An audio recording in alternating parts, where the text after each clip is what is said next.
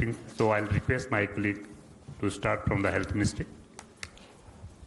जैसे कि हम सबको मालूम है कि ऑलमोस्ट पिछले 5 महीने से देश ही नहीं पूरी दुनिया कोविड-19 से जूझ रही है।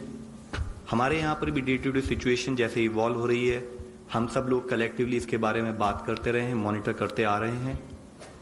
एक संतोषजनक विषय यह है कि अगर हम देखें तो पाते हैं कि अब तक 42,298 केस रिकवर हो चुके हैं और टोटल एक्टिव केसेस की संख्या अभी करीब 61,149 है।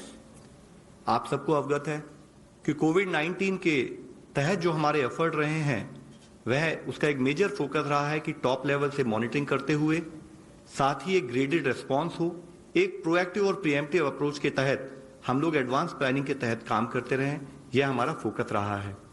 और उसके तहत ही हमने प्रिवेंशन, कंटेनमेंट और मैनेजमेंट ऑफ केसेस इन 3 चीज़ों पर काफ़ी एफर्ट्स किए हैं और उन एफर्ट्स के तहत ही हम लोगों को स्टेट्स के साथ कोऑर्डिनेट करते हुए हम लोग इसमें काम करते आ रहे हैं, जिसके रूप में अगर हम देखें तो हमें कुछ रिलेटिव पॉजिटिव ओवरऑल हमें स्टेटस भी दिखाई देता है। तो जैसे मैं आप लोग की दृष्टि में लाना चाहूँगा कि जैसे कि माननीय प्रधानमंत्री जी ने कहा था कि कोविड-19 जो है वह जन से लेकर जग तक उससे इम्पैक्ट हुआ है। तो हम देखें तो पाते हैं कि अगर पूरे देश की जनसंख्या लें, पूरे दुनिया की जनसंख्या लें, तो पूरी दुनिया की जनसंख्या में करीब 62 केसेस पर लाख पॉपुलेशन कोविड-19 से अफेक्ट हुए हैं। और उसके साथ ही उसके कंपैरिजन में अगर हम इंडिया में देखें तो पाते हैं कि करीब 7.9 पीपल पर lakh population of this country got affected because of Covid.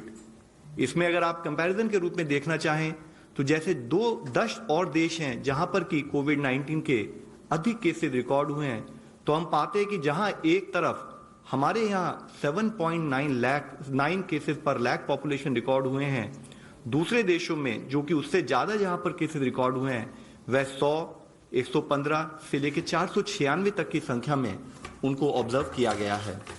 इसी के साथ ही अगर हम मॉर्टेलिटी पर लाख पॉपुलेशन को एनालाइज करें तो ओवरऑल हम देखते हैं कि जहां 4.2 पीपल पर lakh population across the world they have died because of covid, India में उसका स्टेटस अब करीब 0.2 केसेस डेथ्स रिपोर्टेड पर लाख पॉपुलेशन है। और उसको कंपैरिजन करें कि अगर पूरी दुनिया के केसेस को हम उस तहत से देखते हैं तो पाते हैं कि एज हाई एज 59, 53, 52 इस तरीके से अगर देखें तो 10 देश तो ऐसे हैं, 9 देश तो ऐसे हैं जहां पर कि 10 से अधिक की संख्या में पर लाख पॉपुलेशन मोर्टेलिटी भी रिकॉर्ड हुई है। इसको अगर हम 10 मोस्ट अफेक्टेड कंट्रीज से कंपेयर करें तो पाते हैं कि करीब 6 कंट्रीज में तो 2 लाख से अधिक केसेस रिकॉर्ड हुए हैं और उसमें एज हाई एज 14 लाख के करीबी केसेस दुनिया में इंडिविजुअल देशों में रिकॉर्ड किए गए हैं। इसके साथ ही अगर हम डेथ की भी एनालिसिस करें तो देखते हैं कि 6 देश ऐसे हैं जहां पर कि 10,000 से ज्यादा डेथ्स भी रिकॉर्ड हुई हैं। और उसके कंपैरिजन में जबकि यह भी हमारे लिए काफी दुख का विषय है कि हमारे देश में इतनी भी डेथ रिकॉर्ड हुई हैं, बट रिलेटिवली आई थिंक कि जो हम लोगों का एफर्ट रहा है स्टेट्स के साथ मिलके, देश के हर नागरिक के साथ मिलके जो हमने एफर्ट किया है, उससे एक relatively we were able to manage the situation well so far, though the challenge still continues. इसमें हम लोगों ने एक और तरीके से इसको एनालाइज किया, देखा तो पाया कि अगर हम 15 मोस्ट इंपैक्टेड देश लें दुनिया के तो उनकी करीब पॉपुलेशन 142 करोड़ के करीब होती है और हमारे देश की पॉपुलेशन 137 करोड़ अगर हम मानकर चलें तो हम देखते हैं कि करीब अगर 36 लाख केसेस पूरी दुनिया में इन 15 देशों में रिकॉर्ड हुए तो उसके कंपैरिजन में 1 लाख के करीब केसेस हमारे देश में रिकॉर्ड हुए। और उसी तरीके से अगर 2.7 लाख के करीब वहां डेथ रिपोर्ट हुई हैं तो हमारे यहाँ 3,300 के करीब डेथ हमारे देश में रिपोर्ट हुई हैं। इसको अगर एक और दूसरे वे में हम एनालाइज करना चाहें तो हम देखते हैं कि भारत की जनसंख्या इन 15 देशों के करीब बराबर जनसंख्या होते हुए भी हमने देखा कि अगर हमारी सिमिलर जनसंख्या है तो इन 15 देशों में भारत के मुकाबले 34 गुना अधिक केसेस आए हैं। इसी तरीके से हम देखते हैं तो पाते हैं कि इन 15 देशों में भारत के मुकाबले 83 गुना अधिक डेथ्स भी वहां पर रिपोर्ट हुई हैं। While this being the situation, I would like to really request and urge upon कि ये हमारे लिए एक सेटिस्फैक्शन का विषय नहीं हो सकता। हमारे लिए सेटिस्फैक्शन के लिए जरूरी है कि हमारे के देश में कोई भी अगर पॉजिटिव केस आए तो कैसे हम उस पर काम करें, कैसे उस पेशेंट को हम बचा पाएं, कैसे उस पेशेंट के लिए हम अफर्ट करें, उसको रिक्वायर्ड हेल्थ इंफ्रास्ट्रक्चर प्रोवाइड करें, ये हमारा फोकस होना चाहिए। उस विषय में भी एक रिलेटिव पॉजिटिव न्यूज मैं आप लोगों की दृष्टि में लाना चाहूंगा। तो जैसे कि अगर हम इस ग्राफ में देखते हैं तो हम पाते हैं कि जब हमने लॉकडाउन स्टार्ट किया था तो हमारे यहां पर रिकवरी रेट अराउंड 7.1% था। एफर्ट्स करते रहे, फोकस रहा कि हम कोशिश करें कि हम अर्ली केस आइडेंटिफिकेशन करें, उसके साथ ही जो हमारा क्लिनिकल मैनेजमेंट है, जो भी पॉजिटिव केस है उस पर हम एफर्ट करें। तो उसके तहत हमने देखा कि यह रिकवरी रेट बढ़ते हुए सेकेंड लॉकडाउन जब हमारा शुरू हुआ तो 11.42% के करीब था, धीरे धीरे बढ़ते हुए वह 26.59% हुआ और आज हम पाते हैं कि अराउंड 39.62%, यानी कि अप्रोक्सीमेटली 40% लोग जो कि कोविड पॉजिटिव पाए गए वह रिकवर हो चुके हैं। इसके साथ ही एक और मुख्य अंश में आपकी दृष्टि में लाना चाहूंगा। इसके साथ ही अगर हम और डेटा को एनालाइज करें तो हम पाते हैं कि करीब जो हमारे यहाँ एक्टिव केसेस हैं करीब 61,000 केसेस, उसमें से भी केवल ऑक्सीजन सपोर्ट 2.94% केसेस को उसकी जरूरत है, वो ऑक्सीजन सपोर्टेड बेड्स में अपना ट्रीटमेंट ले रहे हैं। करीब 3% केसेस आईसीयू रिलेटेड सपोर्ट है और उसके साथ ही करीब 0.45% केसेस वेंटिलेटर पर हैं। यह डेटा हमारे लिए बहुत इंपॉर्टेंट इसलिए है क्योंकि इसके तहत हमें पता लगता है कि अर्ली आइडेंटिफिकेशन पर फोकस होने की वजह से, सर्विलेंस पर फोकस होने की वजह से हम टाइमली आइडेंटिफिकेशन जो केसेस का कर पाते हैं, उससे हमारे देश में केसेस सीरियस केसेस में ना कन्वर्ट होते हुए हम रिलेटिवली अराउंड 6.39% ही ऐसी सिचुएशन पाते हैं कि जिसमें केसेस रिलेटिवली उनको एक हॉस्पिटल मैनेजमेंट की जरूरत है।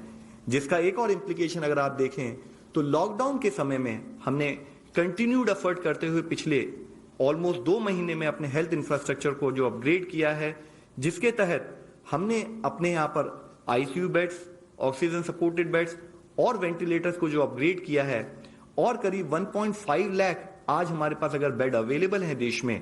साथ ही हमने जो एडिशनल एफर्ट्स और कंटिन्यूस बेसिस पे हम अपने बेड्स को जो अपग्रेड करते आ रहे हैं, तो उससे लगता है कि आने वाले समय में भी अगर हमारे यहाँ केसेस आते हैं तो एक तरफ जैसे हमने बात की है कि 40% केसेस हमारे रिकवर हो चुके हैं और केसेस भी नॉन सीरियस स्थिति में हैं और रिकवरी के रास्ते पर हैं। रिकवरी उनको भी जल्दी हम एक्सपेक्ट करते हैं। तो उसके साथ ही हम केसेस को मैनेज करने के लिए देश के तरह स्टेट्स के साथ मिलकर हर तरह से सक्षम है, मैं आप लोगों की दृष्टि में लाना चाहूंगा। इसके साथ ही हमारा फोकस रहना चाहिए कि जो भी केसेस हैं, जहां पर भी हमारे केसेस आए हैं, वहां हम स्ट्रिंजेंट कंटेनमेंट मेजर्स पर काम करें।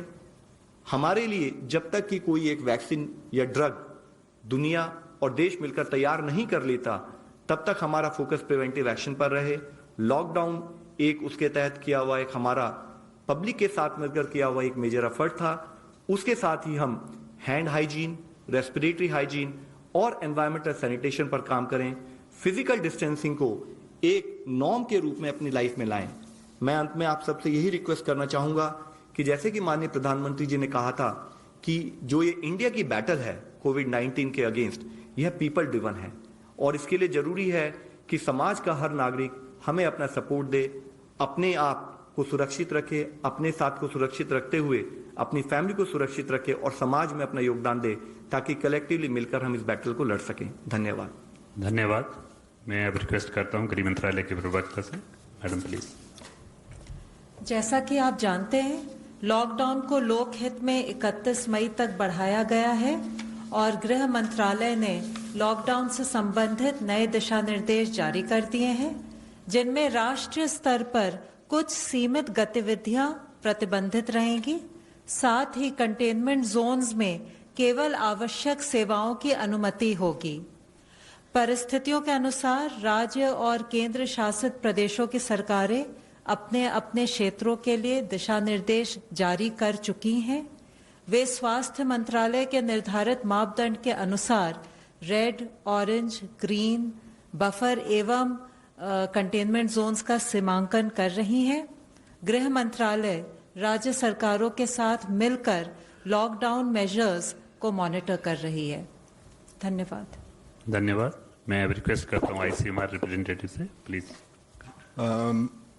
आज दोपहर को 12:30 बजे तक 25,36,156 टेस्ट हुए थे। कल की अगर फिगर देखे जाए तो दूसरी बार 24 घंटे के अंदर 1,07,609 टेस्ट हुए थे, यानी 1 लाख के ऊपर पिछले 2 दिन वो फिगर जा रही है। इस वक्त टोटल 555 लैब एक्टिव हैं, उनमें से 391 लैब्स जो हैं वो ICMR के नेटवर्क में के लैब हैं, 164 लैब ये प्राइवेट सेक्टर में है। ICMR नेटवर्क में तकरीबन 89,466 टेस्ट हुए कल, और प्राइवेट सेक्टर में 18,143 टेस्ट हुए। फ्रेंड्स, आज क्योंकि डबल ब्रीफिंग हम लोगों ने दोनों सब्जेक्ट के ऊपर करवाई है, ज़्यादा क्वेश्चन नहीं ले पाएंगे, 1 या 2 क्वेश्चन ले लेंगे। No, but in between we had the finance also and other things regularly going on. It's not only this. We were getting the information every day regularly through the press releases. So because it has been arranged up to the gap. So first question online is, देश में corona रोगियों की संख्या बढ़ रही है और containment zone घट रहे हैं, कृपया इसके बारे में जरा स्थिति स्पष्ट करें। Sir, containment zone is a function of कि हमारे केसेस कहां पर आए हैं, उन केसेस का ज्योग्राफिकल स्प्रेड क्या है और उसको पेरीमीटर कंट्रोल कैसे किया जाए। तो अगर कंटेनमेंट जोन का नंबर भी कम होता है तो वह एक्चुअली एक मुख्य अंश नहीं है। मुख्य अंश ये है कि कंटेनमेंट जोन ज्योग्राफिकल स्प्रेड के बेसिस पर कैसे डिलिनेट किया गया है कि उसमें सारे केसेस और उनका एरिया ऑफ इन्फ्लुएंस कवर हो सके, और उसके तहत ही स्टेट्स को डायरेक्शन दी गई है कि वे कंटेनमेंट जोन को डिलिनेट करें, कंटेनमेंट जोन के अराउंड एक बफर जोन बनाएं जहां पर फैसिलिटी बेस्ड वह सारी और आईएलआई केसेस की मॉनिटरिंग भी करें। नितेंद्र सिंह फ्रॉम दूरदर्शन। सर, मेरा क्वेश्चन है डिस्चार्ज पॉलिसी जो नई आई है उसके संदर्भ में कि 10 दिन बाद डिस्चार्ज करना है, 7 दिन घर में रहना है। कई लोग ये जानना चाहते हैं कि कितने दिन बाद वो संक्रमण नहीं कर पाएंगे, अगर दोबारा जब टेस्ट नहीं हो रहा है तो वो दूसरे को संक्रमण नहीं कर पाएंगे, या वो कैसे पता लगाएं कि वो ठीक हो गए हैं? सर, डिस्चार्ज पॉलिसी जो हमने रिवाइज पॉलिसी कुछ दिनों पहले जारी की है उसमें बड़ा क्लियरली बताया गया है कि एविडेंस के बेसिस पर यह पाया गया कि जो केसेस अगर आइदर वो प्री सिम्टोमेटिक हैं या वेरी माइल्ड हैं और या मॉडरेट सिम्टम्स भी थे, अगर उनको 10 दिन तक कोई फीवर नहीं रहता है तो वह उस केसेस में इन्फेक्शन को स्प्रेड नहीं कर सकते। लेकिन इसीलिए उनको हमने एक परमिशन दी है कि 10 दिन बाद they can go back to their home. साथ में हमने ये भी कहा है कि जब वह अपने घर भी जाएं तो वह बाहर ना निकलें, 7 दिन तक घर में आइसोलेट करें और रिक्वायर्ड प्रिकॉशंस लें in terms of management at the quarantine level, ताकि वे हर तरीके से ठीक हो सकें। वह इन्फेक्ट नहीं करेंगे, बेस्ड ऑन एविडेंस ये डिसीजन लिया गया था। ICMR के लिए ऑनलाइन क्वेश्चन है, is HCQ being dropped as a prophylaxis, what will it be replaced with? इसका जो भी एविडेंस अभी हम ले रहे हैं उसके ऊपर एक रिव्यू किया जाएगा और उसके बाद में जो भी डिसीजन होगा वो लिया जाएगा। Ashok Kumar, last question ANI। जैसा कि ये हमें सूचना मिली है, आप लोगों ने बताया कि जून तक ये ग्राफ ऊपर जाएगा, तो क्या हम ये माने कि आने वाले समय में जिस तरीके के नंबर आ रहे हैं पॉजिटिव केसेस के, उसको हम संभाल पाएंगे या क्या हम लोग अब तक उनको संभालने के लिए कर रहे हैं? सर, जैसे कि मैंने आज आपको भी बताया है, बड़ा पॉजिटिव न्यूज ये है कि करीब 42,000 केसेस हमारे यहाँ रिकवर हो चुके हैं और आज एक्टिव सुपरविजन में केसेस केवल 61,000 के करीब हैं। और इसके साथ ही जो हमारा मेजर फोकस रहा है कि हम अपना हेल्थ इंफ्रास्ट्रक्चर अपग्रेड करें, और उसमें भी हमने देखा है कि अराउंड ओनली 6.39% केसेस में ही केसेस जो या तो जिनको की ऑक्सीजन सपोर्ट की जरूरत थी या वेंटिलेटर की जरूरत थी या आईसीयू सपोर्ट की जरूरत थी। तो ओवरऑल जो हमारा मेजर फोकस शुरू से रहा है कि हम कंटेनमेंट जोन्स में काम करें, सोशल डिस्टेंसिंग, फिजिकल डिस्टेंसिंग को प्रमोट करें, लॉकडाउन के द्वारा हम चेन ऑफ ट्रांसमिशन को तोड़ें, तो उसके तहत ही हम पाते हैं कि हमारे जो अर्ली आइडेंटिफिकेशन के एफर्ट्स हैं उससे काफी केसेस रिकवर हो रहे हैं और साथ ही बहुत सारे केसेस रिकवरी के रास्ते में हैं और केसेस जिनको की additional health infrastructure major support चाहिए उसकी परसेंटेज एज लो एज 6.39% है। While this being the situation, हमारा मेजर फोकस पैरेलली ये भी रहा है कि हम फिर भी अपने हेल्थ सेक्टर को अपग्रेड करते रहें, जिसके तहत ही हम टाइम टू टाइम आपकी नॉलेज में बताते रहें कि हर स्टेट से बात करते हुए हमने Covid care centre, Covid care health centre और कोविड डेडिकेटेड हॉस्पिटल्स भी बनाए हैं। Right, so India now stands at 1